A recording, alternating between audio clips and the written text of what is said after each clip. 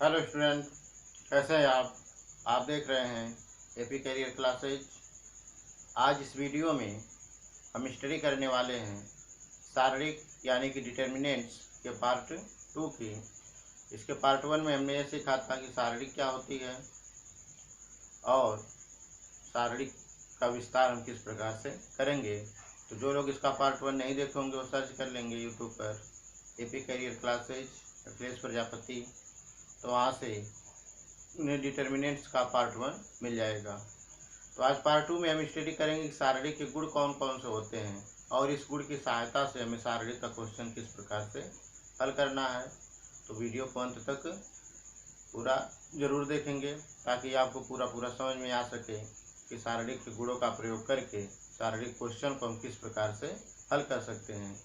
तो आइए वीडियो शुरू करते हैं। हमारा मुख्य टॉपिक है शारीरिक के गुण। शारीरिक के गुण जिसे हम इंग्लिश में बोलते हैं प्रॉपर्टीज ऑफ डिटर्मिनेंट्स।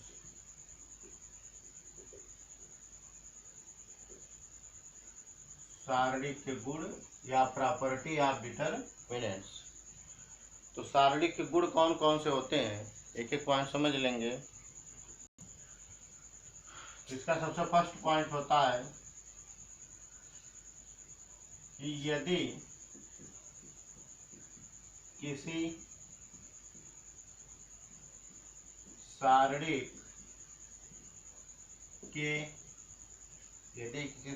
के किसी पंक्ति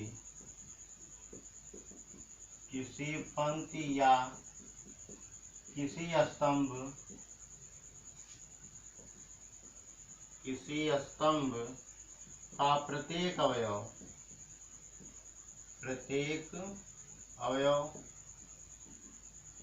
शून्य हो तो शारीरिक का मान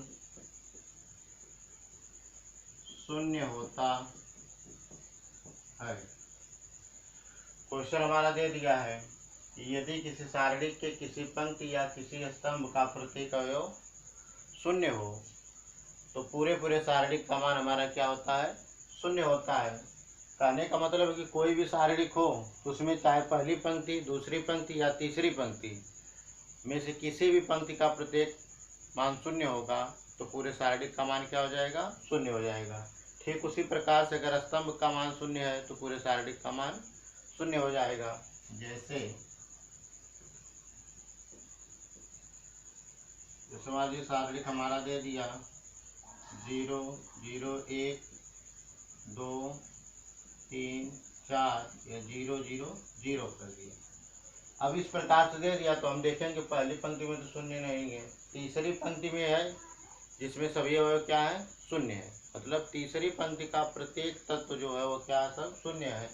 तो पूरे शारीरिक का मान हमारा क्या आएगा, शून्य आएगा। कहीं भी अगर ऐसी कंडीशन आपको क्वेश्चन में बन जाएगी कि कोई भी एक पंक्ति या एक स्तंभ 0 0 हो गया तो शारीरिक का मान वहाँ क्या रख देंगे, 0 रख देंगे। क्लियर है। अब दूसरा गुण हमारा इसका होता है कि यदि किसी शारीरिक के स्तंभों को पंक्तियों में और पंक्तियों को स्तंभों में बदल दें तो शारीरिक के मान में कोई परिवर्तन नहीं होता है। दूसरा इसका गुण है यदि किसी शारीरिक के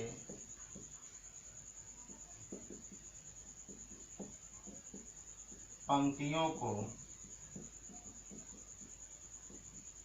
स्तंभों में तथा स्तंभों को पंक्तियों में बदल दें तो शारीरिक के मान में कोई परिवर्तन नहीं होता है। यदि किसी सारणी की जितनी पंक्ति है, प्रत्येक पंक्ति को स्तंभ में बदल दें और स्तंभ को पंक्ति में बदल दें, तो सारणी की वैल्यू में कोई परिवर्तन नहीं होगा। जैसे सारणी हमारा दे दिया A B C E F G,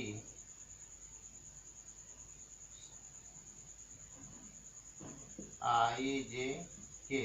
अब यह सारणी है, अब इसकी पंक्ति को स्तंभ बना दें। पहला स्तंभ, पहली पंक्ति पहला स्तंभ ए बी सी, दूसरी पंक्ति दूसरा स्तंभ हो जाएगा ई एफ जी, और यह आई जे के। तो इन दोनों की वैल्यू में कोई परिवर्तन नहीं होगा, दोनों की वैल्यू हमारी क्या होगी, सेम होगी। तो कभी भी ऐसी कंडीशन आ जाए तो पंक्ति और स्तंभ को बदलने पर उनमें कोई परिवर्तन नहीं होता है। क्लियर है, नोट कर लेंगे।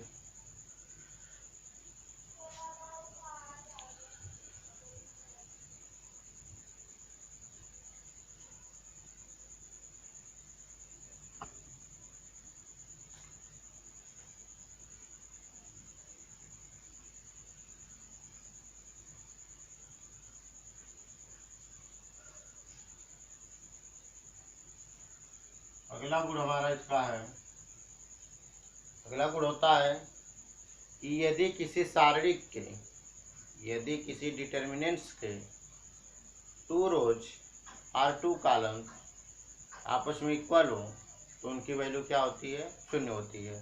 कहने का मतलब है कि यदि किसी सारणी में 2 पंक्तियां आपस में बराबर हों, 2 पंक्तियां आपस में बराबर का मतलब दोनों पंक्तियों के तत्व प्रत्येक अवयव समान हो, या किसी 2 स्तंभ के प्रत्येक अवयव समान हो, तो उस पूरे सारणी का मान क्या होता है, शून्य होता है।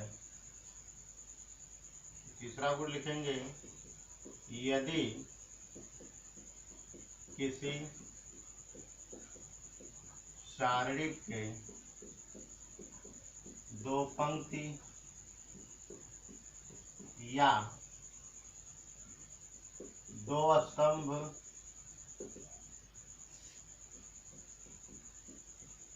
आपस में समान हो तो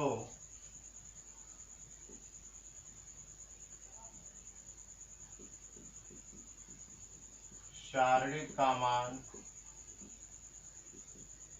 शून्य होता है। तो सारणी का मान शून्य होता है। जैसे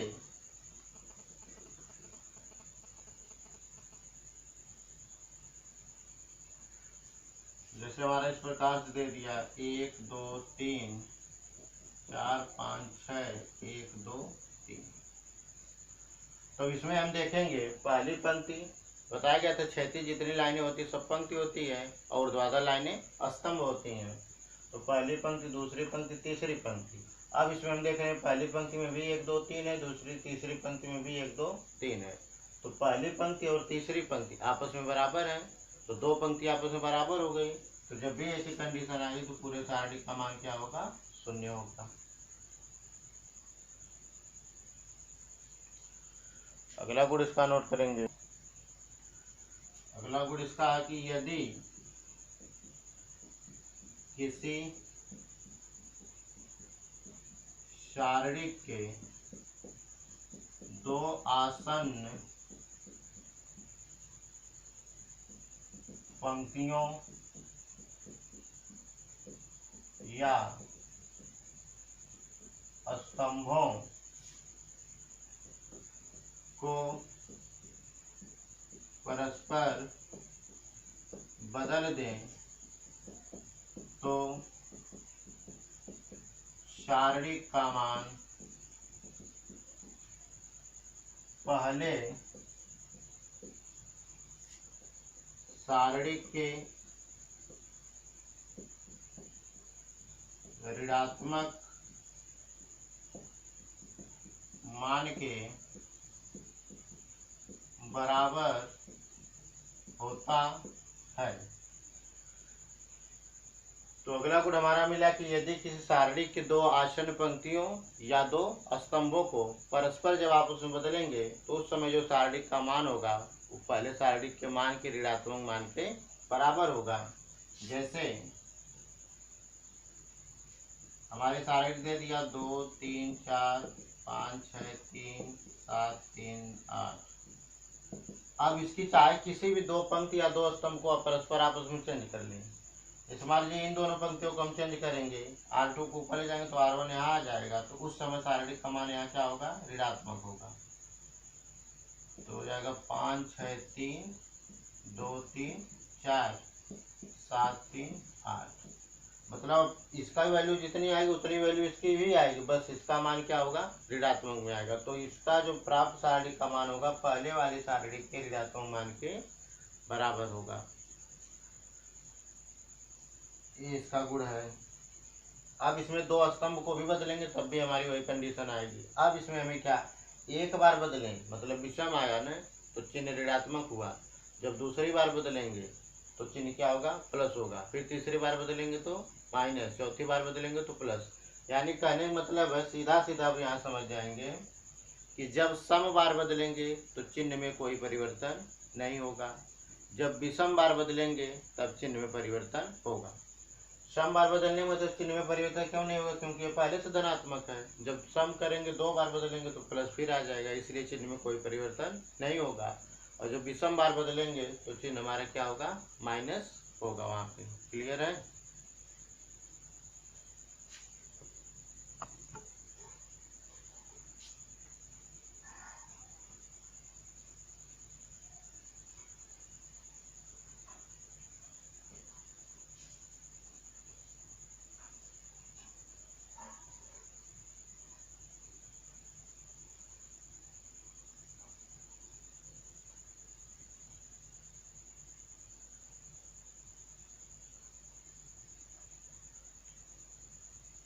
अगला गुण इसका है कि यदि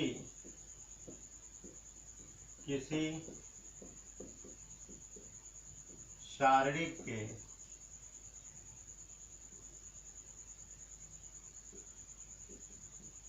किसी पंक्ति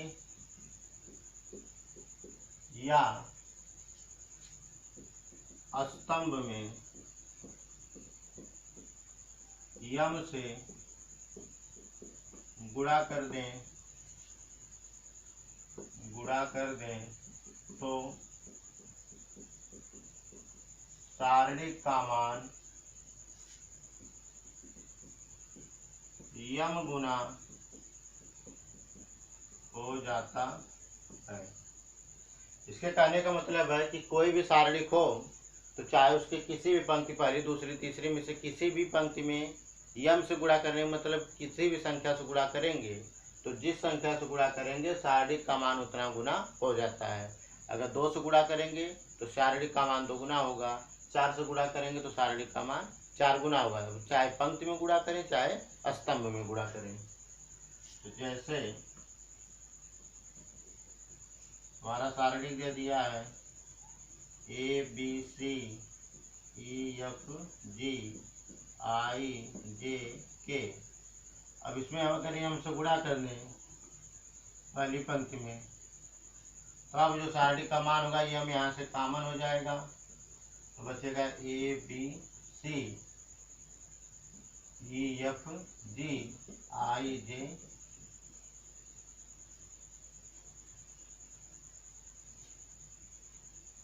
नोट करेंगे। अगला गुण हमारा है यदि किसी सारणी के किसी पंक्ति या स्तंभ का प्रत्येक अवयव दो पदों का योगफल हो तो उसे उसी क्रम के दो शारीरिक के योगफल के रूप में व्यक्त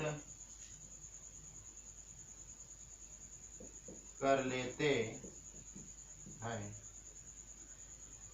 इसके कहने का मतलब है कि कोई भी शारीरिक हो तो जिसमें चाहे कोई पंक्ति हो या कोई स्तंभ हो, अगर वह आपस में दो पदों के योगफल के रूप में व्यक्त है तो हम उन दो पदों की सहायता से दो शारीरिक के योगफल के रूप में अलग अलग व्यक्त करें, लेकिन क्रम में कोई परिवर्तन नहीं होगा। अगर 3 गुणे 3 क्रम का है तो 3 गुणे 3 क्रम की ही शारीरिक बनेगी। 2 गुणे 2 क्रम का रहेगा तो 2 गुणे 2 क्रम की ही शारीरिक बनेगी। जैसे शारीरिक हमारा दे दिया a प्लस बी, ये दे दिया c प्लस डी, ये दे दिया e प्लस एफ। अब यहाँ 1 2 3 4 5 6 ये शारीरिक हमारा दे दिया है। अब देख रहे हैं कि जो पहली पंक्ति इसका प्रत्येक अवयव दो पदों के योगफल के रूप में है।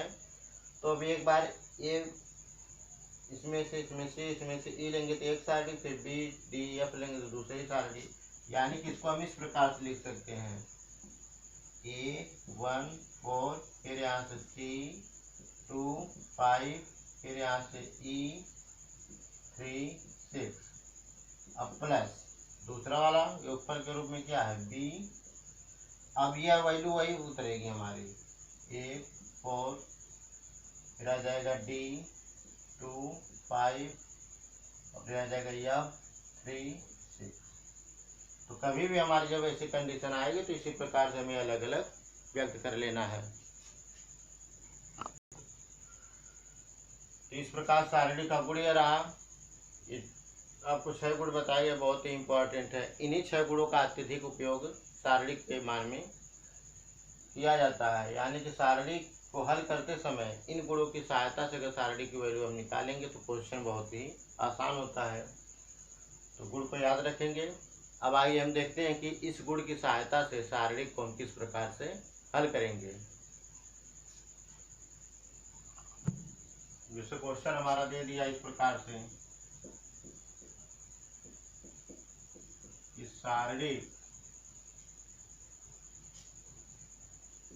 13, 16, 19, 14, 17, 20, 15, 18, 21 का मान ज्ञात कीजिए। अब क्वेश्चन हमारा दे दिया इस प्रकार कि शारीरिक पहली पंक्ति है 13, 16, 19, दूसरी पंक्ति है 14, 17, 20 और तीसरी पंक्ति है 15, 18, 21 का मान ज्ञात करना है। तो अभी शारीरिक का मान ज्ञात करना है। तो अब जब भी शारीरिक हल करेंगे तो आपको गुण की सहायता से कैसे हल कर लेंगे। तो जब गुण का प्रयोग करेंगे तो हमें ये देखना है कि कम से कम चाहे तो शारीरिक का मान हम कितना छोटा कर देंगे, विस्तार करने में आसानी हो जाए। क्योंकि कोई कभी कभी क्वेश्चन ऐसा मिलेगा कहेगा बिना विस्तार के शारीरिक का मान ज्ञात कीजिए।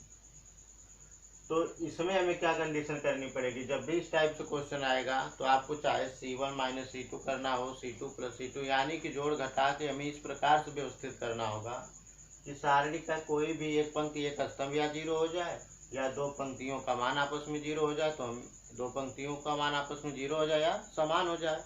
इसी प्रकार दो स्तंभों का मान समान हो जाए। तो जब ऐसी कंडीशन बन जाएगी तो शारीरिक का जब विस्तार करेंगे तो कैलकुलेशन बहुत ही आसान बन जाएगा।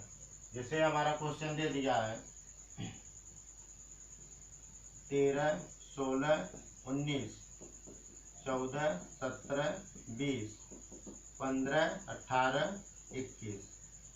अब यहाँ से देखिए, जब आप ऐसे घटाएं लेंगे ऊपर नीचे इस प्रकार से, जैसे 13, 14 इस प्रकार लेंगे तो 36 में हम ले लिए तो R1 R2 चलेगा, और जब ऐसे हम लेंगे आमने सामने तो C1 C2 C3 चलेगा हमारा। तो यहाँ देखिए, अगर 19 में से 16 घटा दें 3 बचेगा, 20 में से 17 घटा दें 3 बचेगा, 21 में से 18 घटा दें 3 बचेगा, उसी प्रकार 16 में से 13 घटा दे 3 बचेगा।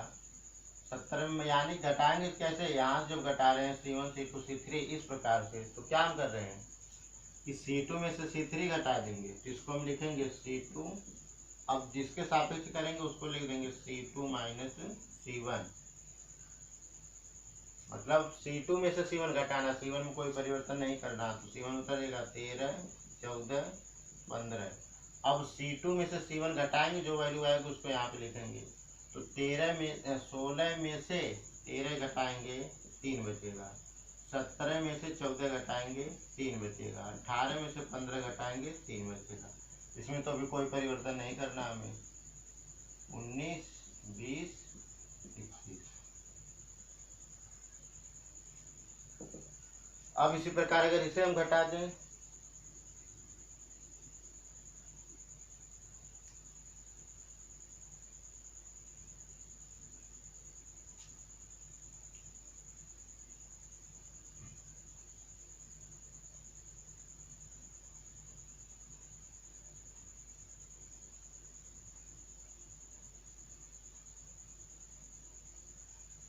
नोट करेंगे अभी, तो पहले से हम घटा लेंगे, थोड़ा सा आसान बन जाएगा। C3 माइनस C2 पहले कर लें, तो C1 उतरेगा 13 14 15 16 17 18। अब C3 में से C2 घटाएंगे तो 3 बचेगा। 20 में 17 घटाएंगे 3 बचेगा। 21 में से 18 घटाएंगे 3 बचेगा।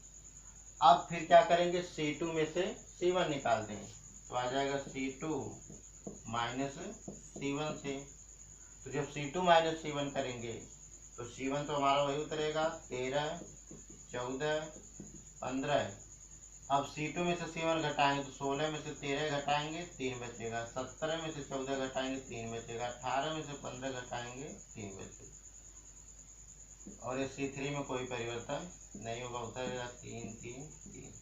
अब इसमें हम देख रहे हैं कि C2 और C3 दोनों आपस में क्या है, बराबर हैं।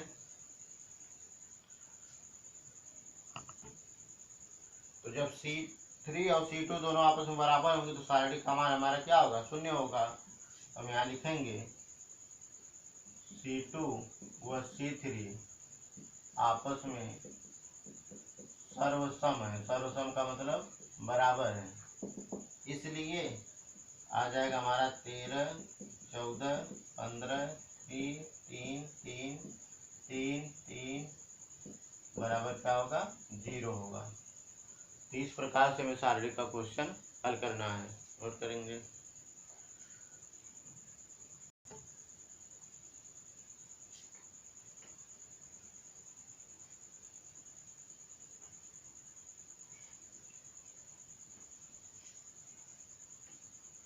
क्वेश्चन जैसे हमारा इस प्रकार दे दिया कि बिना प्रसार किए शारीरिक, बिना प्रसार किए शारीरिक 302 853 302 का मान ज्ञात कीजिए। क्वेश्चन हमारा इस प्रकार से दे दिया है कि बिना प्रसार किए शारीरिक, पहली पंक्ति है 3 1 3, दूसरी पंक्ति है 0 5 0 और तीसरी पंक्ति है 2 3 0। तो हमें इसका मान निकालना, लेकिन बिना प्रसार। तो बिना जब प्रसार कहेगा तो आप गुण का प्रयोग कर सकते हैं, लेकिन प्रसार हमें उसका विस्तार नहीं करना है। तो शारीरिक हमारा यहाँ दे दिया है 3 1 3 0 5 0 2 3 2। तो यहाँ देखिए, पहला स्तंभ अगर हम देखें तो 302 और तीसरा स्तंभ देखें तो 302। दोनों का जो अवयव है आपस में समान है, यानी कि पहला स्तंभ C1 और तीसरा स्तंभ C3 दोनों आपस में सर्वसम है, तो जब दोनों सर्वसम होंगे तो शारीरिक का मान क्या होगा, शून्य होगा। तो यहाँ लिखेंगे चूंकि C1 व C3 सर्वसम है, इसलिए आ जाएगा 302 पूरे डिटर्मिनेंट्स का मान क्या होगा, 0 होगा। नोट कर लेंगे।